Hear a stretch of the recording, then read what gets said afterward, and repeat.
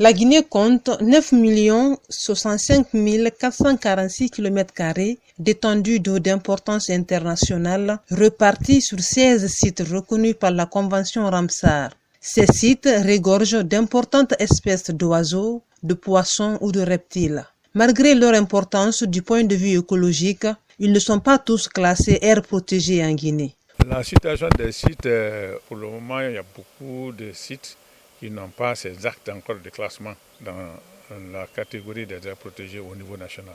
Quand un site est inscrit à Ramsar, sur le plan international, il est automatiquement aire protégée.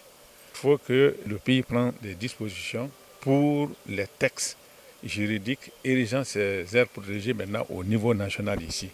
Il y a un décret qui classe l'aire protégée. Si ce décret-là n'est pas pris, alors l'aire protégée est là, mais n'est pas couvert de textes juridiques. Ces sites sont confrontés aujourd'hui à la pression naturelle et anthropique, telles que l'assablement, la fabrication des briques cuites et la construction anarchique sur les berges des fleuves et cours d'eau. Tous ces fleuves-là sont menacés de disparition parce que les berges sont complètement dégradées. Donc ces cours d'eau sont victimes d'envasement d'abord, après d'ensablement. Si l'habitat est en train de construire dans les zones humides, surtout dans les bras de mer, dans les DPM, ce que nous pouvons dire, c'est dénoncer. Pour leur gestion et leur préservation, la Guinée bénéficie de quelques subventions de la part de ses partenaires. Des subventions parfois jugées insuffisantes par la Direction générale des conservateurs de la nature.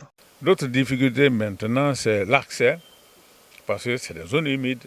L'accès n'est pas facile et ils n'ont pas de moyens de se rendre des fois, même au cours des dénombrements, parce que ça, le déplacement s'est fait dans les barques ou bien dans les trucs motorisés là.